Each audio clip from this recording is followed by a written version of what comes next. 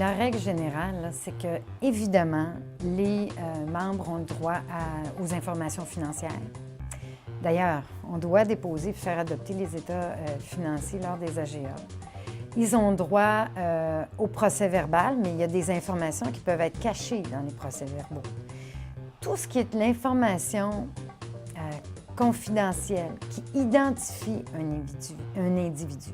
À titre d'exemple, Monsieur Untel a vendu telle date son quota à tant de milliers de dollars à telle entreprise X qui, elle, est en compagnie et dont les actionnaires sont ABC. Ça, ce n'est pas une information qui serait autrement publique. Alors, les syndicats ont souvent une politique d'accès à leurs documents. La nuance que je ferais, c'est que faites attention, si vous êtes aussi un administrateur d'un plan conjoint, les règles sont particulières.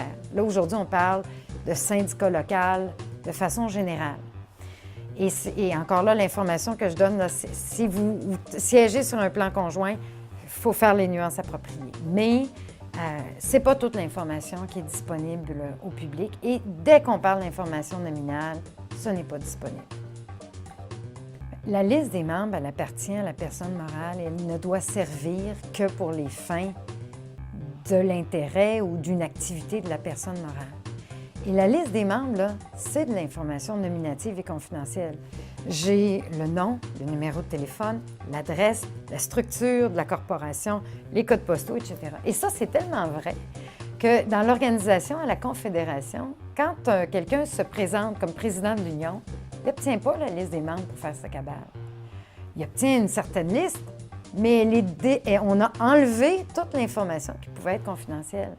Parce que cette information-là, elle appartient à la personne morale, puis elle ne peut pas être diffusée à tout le monde de façon comme autant n'emporte le vent, là.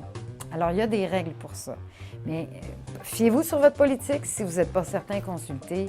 Mais la liste des membres comme telle, avec toute l'information, non. Si on me donne une information que je pourrais personnellement utiliser dans mon intérêt, un tel lot est à vendre, tel prix, et personne n'a fait de déposer d'offres, etc., ou la dernière offre est de tel montant, mais je ne peux pas retourner chez nous pour faire une offre à $1 supérieure parce que je sais qu'il va y avoir, telle chose. Je ne peux jamais utiliser l'information que j'obtiens dans mon intérêt personnel. Mais supposons qu'on a une discussion lors d'un syndicat, lors d'une réunion d'un CA, et que j'apprends qu'il y a tel programme qui devrait être qui est travaillé à l'ASRA, et moi-même, mon entreprise va bénéficier de ce programme-là. Mais ça, c'est une information générale, puis c'est de façon générale qu'elle va toucher les producteurs. Je ne suis pas en conflit d'intérêt au point de ne pas pouvoir en discuter puis pas pouvoir voter. Il existe différentes règles par rapport à ça, mais le principe de base, c'est le suivant. Je dis ce que j'ai à dire lors du CA. Je ne parle pas des délibérés du CA aux personnes qui n'y siègent pas et je suis solidaire de la décision qui a été prise. Là où, dans nos organisations, c'est plus compliqué, c'est qu'on siège sur un syndicat qui, lui, siège après ça, qui fait partie d'une fédération, puis d'une fédération qui fait partie d'une confédération. Et les décisions peuvent évoluer aussi. Peut-être que j'ai pris une décision puis j'ai voté pour au niveau syndical. 1 an plus tard, la question arrive à la fédération, mais là, il y a une nouvelle loi, il y a de nouveaux membres de mon CA où j'ai eu de l'information différente qui font que je ne prends pas la même décision ou je change mon vote. J'ai le droit de le faire parce que c'est pas statique. La personne qu'on choisit comme administrateur, c'est parce que moi, comme membre, je fais confiance que cette personne-là a du jugement. Et ce que je m'attends d'elle, c'est pas qu'elle vote toujours comme je lui ai demandé de voter. C'est qu'elle exerce son jugement dans chaque circonstance à partir des informations qu'elle a. Puis pour ce qui est de dévoiler après, moi-même, j'ai siégé sur certains CA, puis à un moment donné, c'est lourd et tu dois en parler à tes proches ou tu souhaites en parler à tes proches. Il y a des règlements qui permettent, et ce n'est pas la norme chez nous, mais je vais vous le dire quand même parce que vous allez comparer avec, moi je siège sur une commission scolaire ou je siège à une caisse populaire, puis les règles ne sont pas pareilles. C'est possible que les règles ne soient pas pareilles. Les règles sont adaptées à la mission de chaque organisme.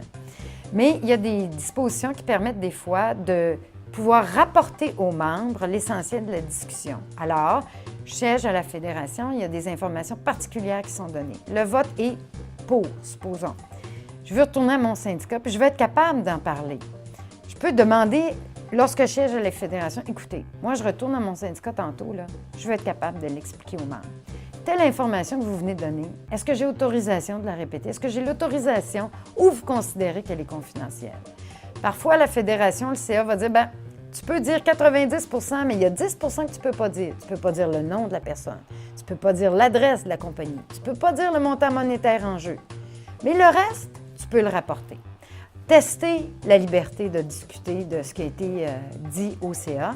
Et si vous voulez répéter des choses, demandez donc l'autorisation.